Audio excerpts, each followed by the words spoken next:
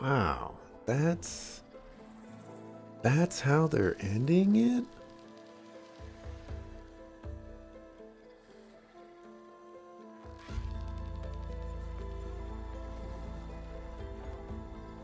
Can I actually, is this no, okay. Thought this might have been a little bit of a Smash Bros credits kind of thing where we get to fly around and do all kinds of crazy stuff. You know, I'm I'm not big on this ending. I I see why they wanted to end it this way. You know, we stopped the threats that uh, were posed in front of us, and at the end they introduce, a bigger threat, and they're like, okay, this is going to be the threat for the next game, and you're going to figure out how to do that. But it just didn't hit that hard, it just didn't. It wasn't as fulfilling and impactful of an ending as I thought it would be. I was kind of expecting like a big hurrah and celebration and things like that. And it just kind of died out in a whimper of yeah, we stopped the Zeniths, but you know, we got Gaia back. We're gonna do something. Whatever it is that something's gonna be. I don't know. I'm not big on this ending, but I get why they wanted to do it.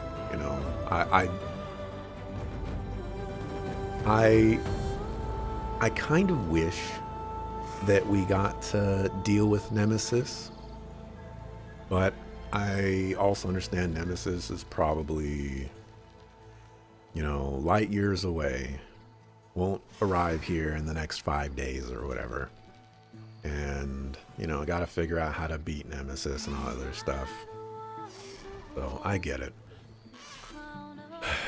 It's not how I thought it was gonna end, I guess. And perhaps that is my downfall. But anyways, Horizon Forbidden West has been conquered. Woot woot. I did not write down my thoughts for this game, but I would say my overall thoughts, I had a lot of fun with the gameplay, the exploration, and interactions that I had with this game. I'm not 100% sure if I'm as pleased with the story and its progression as I would have liked to be. I think a lot of my interest in the first game came from the novelty of playing these tribal Native American people who are living off of a land respectfully, and they're also fighting robot machines that are animals and things like that. And that novelty definitely wore off for this game. I was already familiar with it.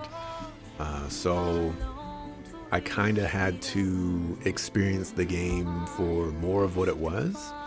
And,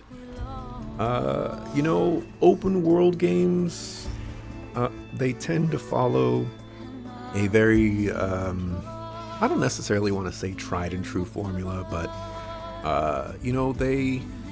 they stay within the box, the box that many other games out there have established. And I don't think this game necessarily tries to go outside the box. I've mentioned before, I wish that we got to interact with the villains more. I do understand why Tilda was set up in the way that she was, but I wish there was more to it. I wish, we had a couple more missions that kind of drew out the betrayal. It's like, oh dang, we got betrayal. Now we got to figure out a way to take care of Tilda and take her down. And then we gotta, recover Guy, or maybe we recovered Guy, but we still gotta take care of Tilda. And so, we go after Tilda with one final hurrah kind of thing. I think for the most part, that's kind of how I felt about most of the villains. Regalla didn't really get used in a way that I was hoping for. At the start of this game, when I first see Regalla, it was this massive epic moment where she ambushes like peace talks, and she absolutely demolishes everybody and shows us how much of a boss she is. And then we don't get to see Regalla for a really long time, until she attacks the Kulrut, and then after that, we basically never see her again until that final assault. And I feel like they set up Regalla so well, and then they just let her down immensely. It would have been really nice to interact with Regalla a great deal more, whether as an antagonist or just a separate faction that we interact with. I just wish that we got to talk to her more, to understand things from her point of view and why she's doing the things that she's doing, and interacting with those decisions. Feel much of the same way about Sylens. I think we got a nice little bit of Sylens at the beginning of the game, and then he's cut off for so long, and we don't hear anything about him. We don't interact with him. We don't interact with his people at all. It's just like complete radio silence until the very end, where it's like, hey, I'm ready to talk now. And that was disappointing. Sylens is a very cool character, and there's a lot of cool intrigue about him. And the whole, he had Hades with them for such a long time, it was just something that could have been explored a lot more. Radio silence, I did think of that when I said it. I tried to go past it, but y'all caught it. And then the Zeniths. I think the Zeniths were also set up really well as a villain. They crash our party, and we get introduced to these like crazy characters, and Beta as well. And then once again, it followed a similar approach to Regalla, where we get that introduction. Their introduction wasn't as strong as Regalla's, but it was still a good one. And then we get one more interaction with them at the Hephaestus capture point. And then the final interaction is at the very end here.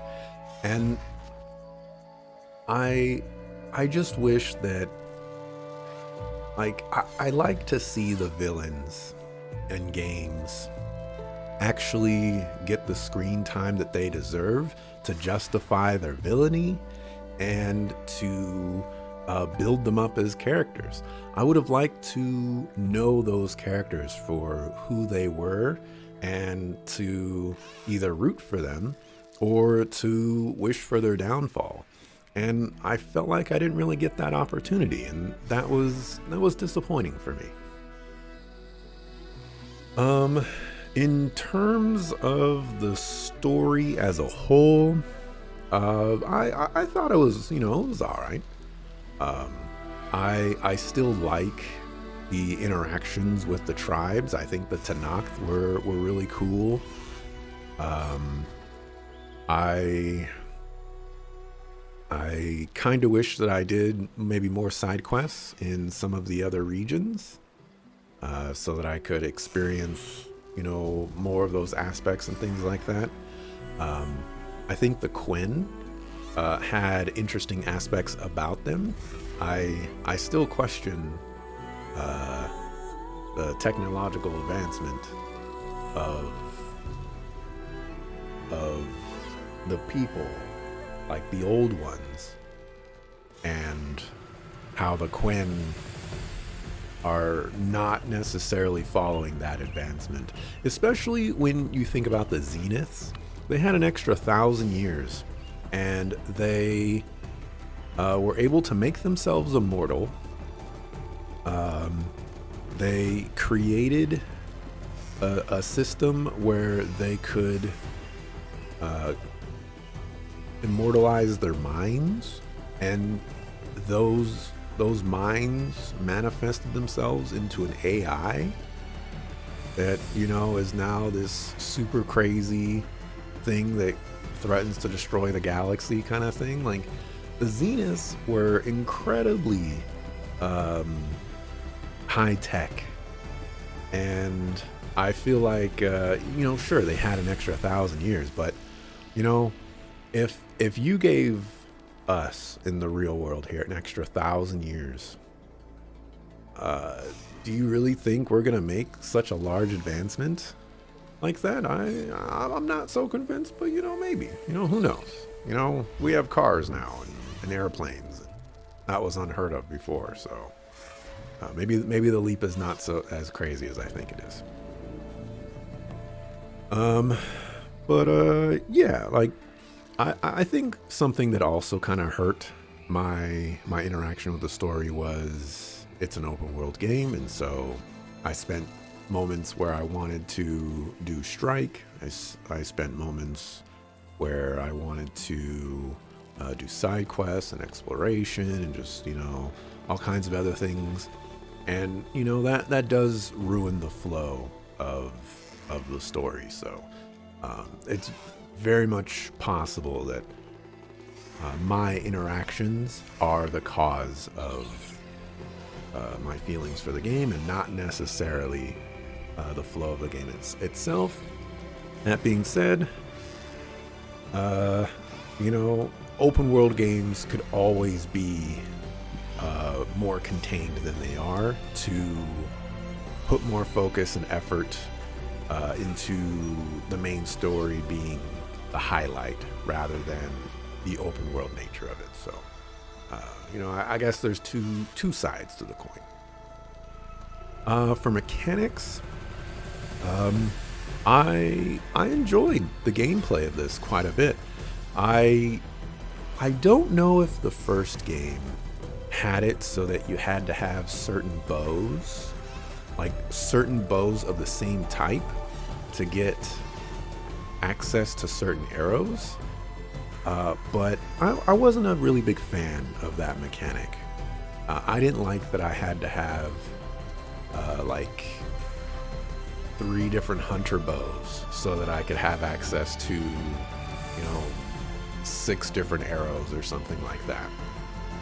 I'd rather have one hunter bow and then access to all those arrows on that one bow. But I would say I was pleased with the different types of weapons.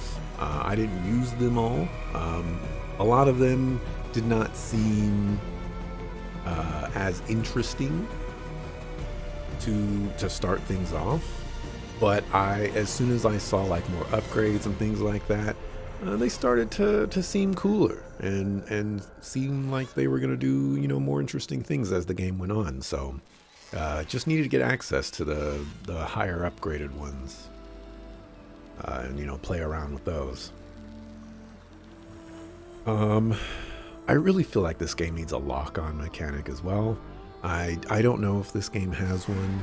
I just assume that it doesn't, but I'm getting really sick and tired of having to roll around and figure out where the enemy is and then readjust and then like fight them and then they go behind me and then I gotta readjust and do all that stuff. It's kind of a lot. Let's see, being able to fly, oh my goodness, that's so cool. I kind of wish that I got access to that earlier, just because it's something that I never thought this game would add, and like I only got access to it today basically, and I didn't even get to fly all over the place. You know what? And then all the different machines as well. Like I am super pleased with all the machines, the new machines in this game. I was expecting like, oh, they're gonna add, maybe like 5 new machines or something like that, and then like that's it. They added like a Lapras. They added a bear. They added a bat. They added I guess kind of a Tyrannosaurus Rex. They added a turtle. They added a hippo. Yeah, a hippo. I'm probably forgetting. They added like an anteater. And then they added a monkey. They added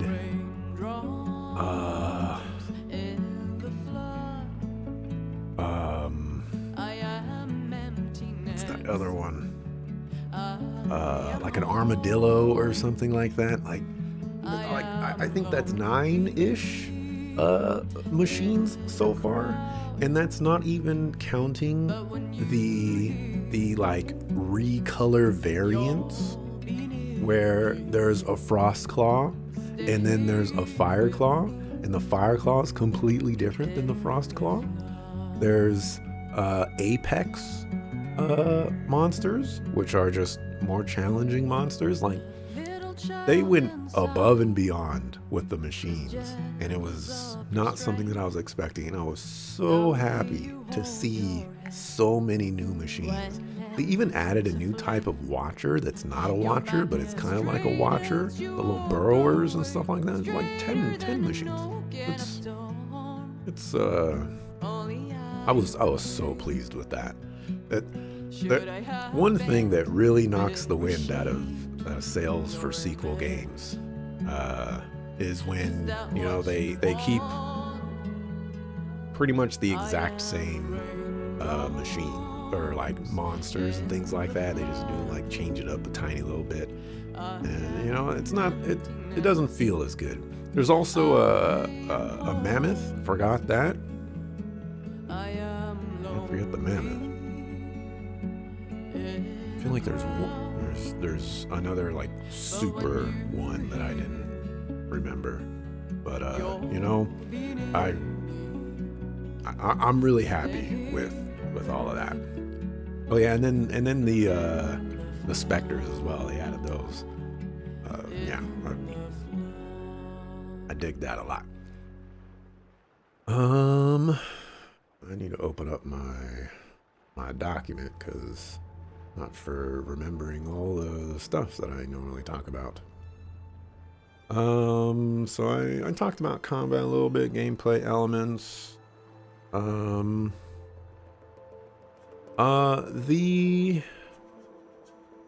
The grappling hook thing, I thought that was interesting.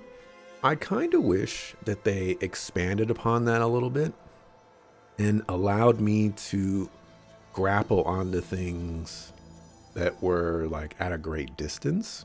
That's what I thought was going to happen with that tall neck that was locked for basically the entire game.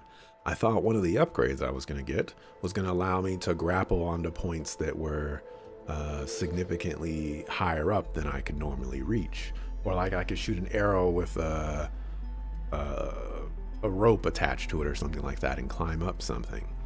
But that never really turned out to be the case. I can't think of anything else for that. No cardinal sins. For sound and music, I think the music has a very specific style to it. And I don't want to say it's like ambience, but it has like it takes a very narrow approach, and a lot of the times I'm not really hearing a ton of music, but when like the lead singer starts to get in there and, you know, add those tones in there and things like that, you know, like I start enjoying those moments. And I don't know if it was just because I was spending a lot of time in the world or whatnot, but I didn't hear a lot of the music that I enjoyed in this game for the majority of the playthrough. It was just in like specific moments, but in those moments I enjoyed the music. For voice acting, I think the voice acting was quite nice in this game. I think all the characters did their things. Even the like the facial capture and things like that seemed pretty good.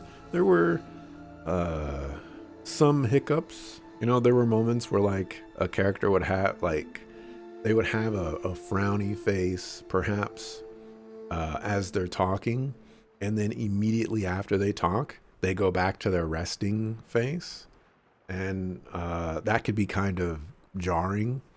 But like as far as like the voice performances and whatnot, I think everybody did a really good job. So, you know, shout out to y'all. For graphics, I think the graphics look great. For other, is the game worth recommending? I would say yes. I think this game is a ton of fun, and I would definitely recommend this to a lot of people, in fact.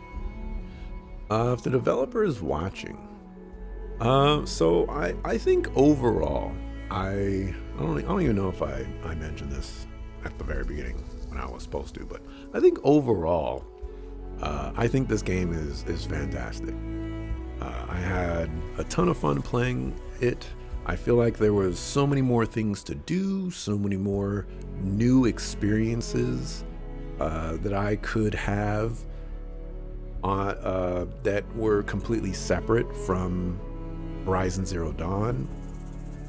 I liked that there were some returning characters, and some of those characters were ones that either I enjoyed or characters that grew on me more based off of what I knew about them from the first game. Like Aaron, you know, Aaron was alright in the first game from what I can remember, but in this game I really enjoyed his character. He was one of the best characters for me. And then like Sylens, I grew to like Sylens even more, even though he didn't have as much of a presence as I wish he did. So, you know, like that was really cool.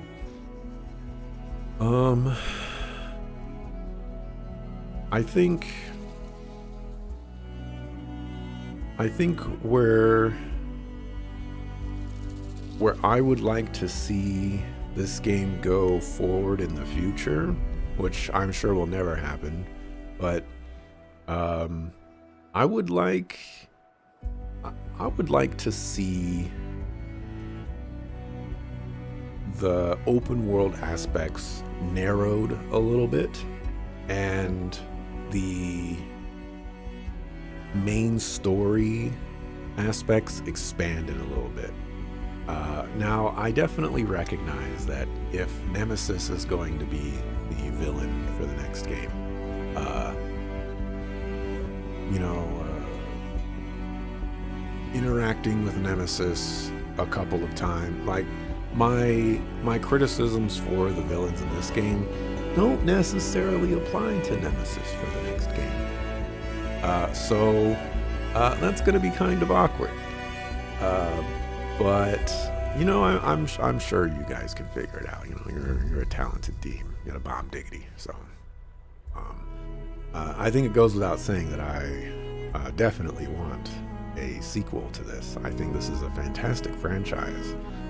It is incredibly unique in both aesthetics and just how the game interacts with itself. You know, it's a freaking video game about native people hunting machines. That in of itself, in my eyes, has never been done, or at least in my small little corner of the world. And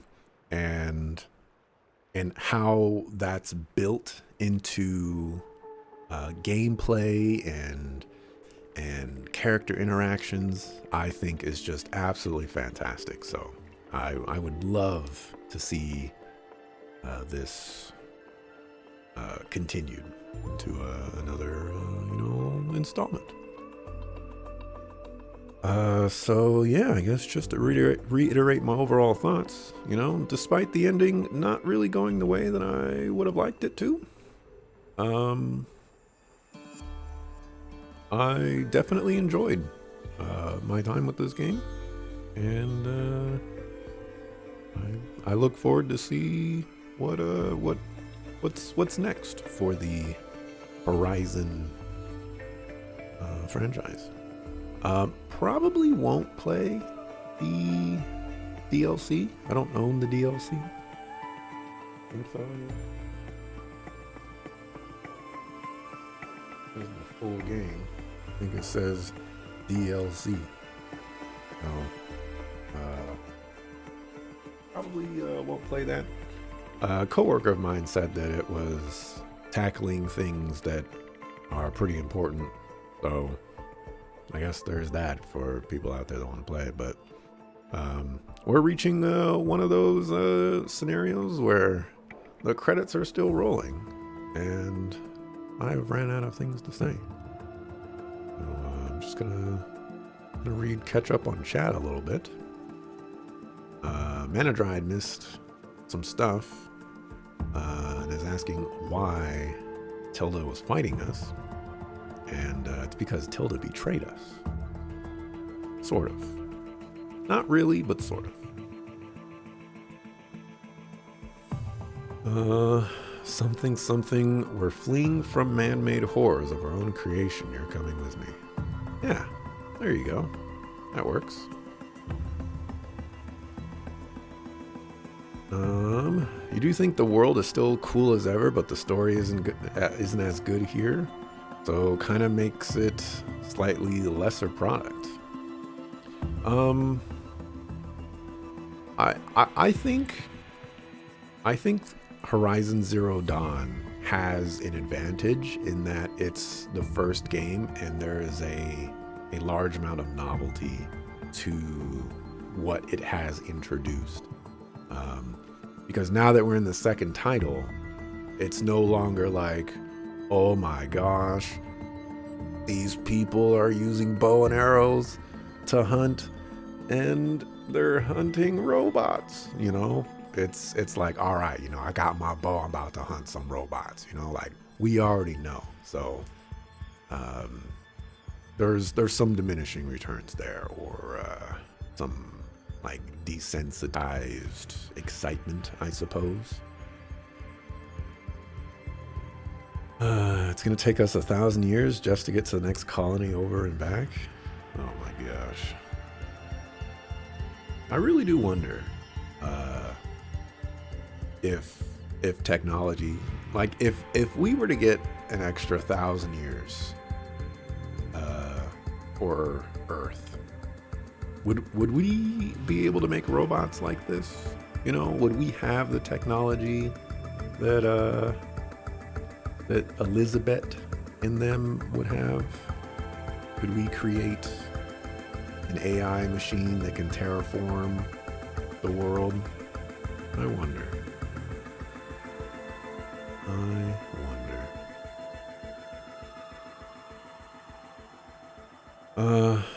Well, I've caught up with chat. So, I'm just gonna stand here and wait for stuff to end.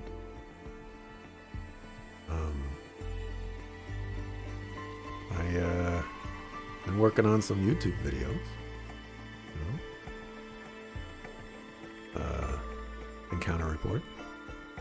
I added a graph, and I know that sounds very uninteresting, but I added a graph, and I like where it's going. It looks kind of cool. Been eating any good tacos lately? So I've mentioned this in the past, like the recent past. I found a new taco place, and their tacos are in between the price of the cheapest tacos that I found and the most expensive tacos that I found, which when saying that out loud, it's like, well, yeah, duh, they're probably going to land in between those. But it's like, it's the difference of like $1.19 and $5, like those are the ends. And these tacos are like $3.50. And these $3.50 tacos are better than the $1.19 tacos. And they are better than the $5 tacos. There's also the $4.50 tacos that I get. But, it's great stuff. And so, like, I need to, I've been going to that place a couple of times. And everything that I've ordered from them has been delicious, except their steak fajitas. That was the only thing that I didn't quite like. But their chicken fajitas, that was good. Chicken was, a little dry, but you know what? Now that I remember, I've been meaning to talk about this for a long time. And since, we have time, I've been watching competition cooking shows. And I'm kind of getting, I've been annoyed with these types of shows, but I'm even more annoyed with them now because why are these professional cooks and chefs put into scenarios where they have to do things outside of their comfort zone with crazy time restrictions, materials that they've probably never used before, cook things that they've probably never heard of, and then they get to like the judging, and the judges are like, this is absolutely atrocious. What were you thinking when you were making this? And it's just like, do you understand the scenario that you put this cook in? You put them out in the desert in 100-degree weather, and you're like, yeah, cook on an open fire. It's like, what do you think is going to happen? Put them in a kitchen that they know how to use and say, cook me something delicious. And you know what? They're going to cook you something delicious. But instead, you're like, cook with cactus, something you've never worked with before. Or in some people's cases, never even knew was edible. And it's like, this is terrible. It's like, well, yeah, they've never heard of cactus as food before. What would you think? My goodness. There was one cooking show that I have watched. It was on Netflix. It was like The Chocolatier or something like that. And it was a competition. But they didn't eliminate people after, every episode. Instead, it was like a class where they learn over the course of the entire like season, and at the end someone would win. But the amazing thing about this show is that you got to see people grow throughout the entire episode or the entire season. Whereas in normal cooking competition shows, you know, people get eliminated before they can even reach their potential or comfortability.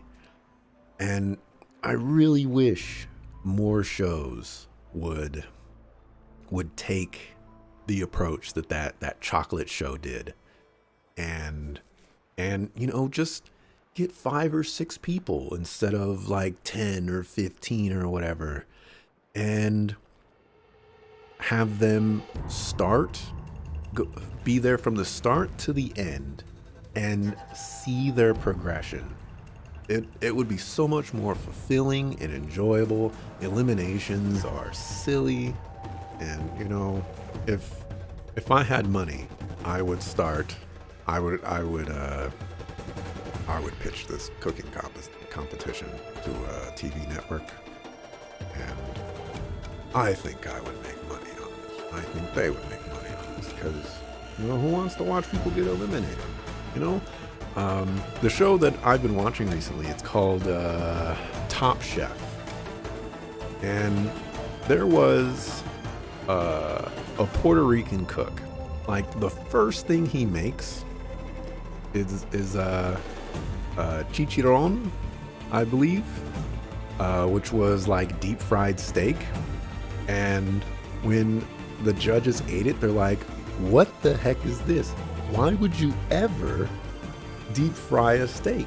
And it's like, that's the food that he eats and cooks for people for his restaurant and stuff like that. Like, that's the food that people like. And one of the judges had the audacity to say, in the United States, don't deep fry steak. And I was like, oh my gosh, this is insane. Absolutely insane. And that guy got eliminated right before the cactus episode, which is where he would totally shine. It was just ridiculous. Absolutely ridiculous. I lost my mind. Oh, a Dreadwing site has been unlocked.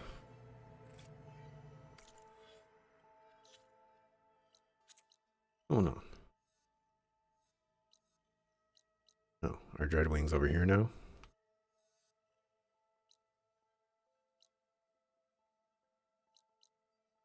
Dreadwing,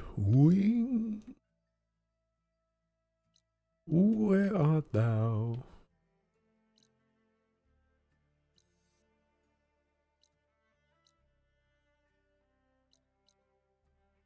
Dreadwing.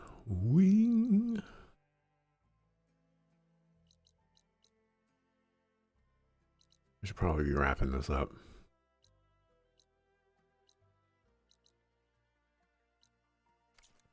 Oh, there it is.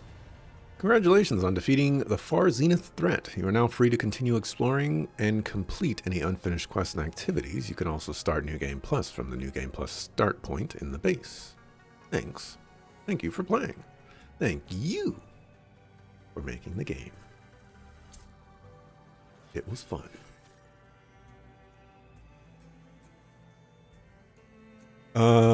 Last minute, chat stuff. Why are we talking about tacos on Waco Wednesday?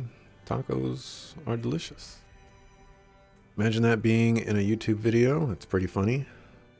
I have no idea what you're referring to. My graph? My graph? My graph is not funny. It doesn't look that great, but you know, it'll do its thing. Chomp does that a lot.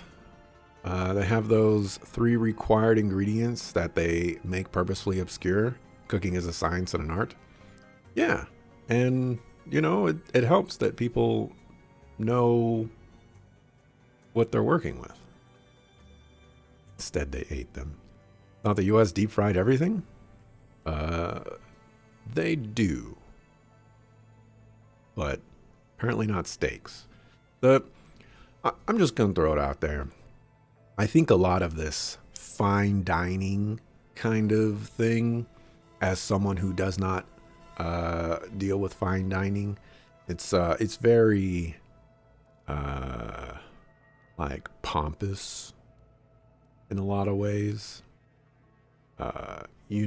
When I go to a restaurant and I order something, you know what I'm not worried about? How it looks on the plate, with like oil droplets, all around, and, like the asparagus, tilted up on the plate against the steak or whatever. Just put the asparagus on there, put the steak on there, put some sauce on there, serve it to me. Is it delicious? Yes. You did a great job. Is it not tasty? You did a bad job. Instead, they're like, oh man, you made a good dish, but it just didn't come together for me. The elements were clashing with each other, and it's just like, did it taste good or did it not taste good? All right, I'm done. Thanks for watching. Appreciate it. I'll be back tomorrow, 7 a.m. Pacific, to play something. We'll figure out what that is. I'm out. Peace.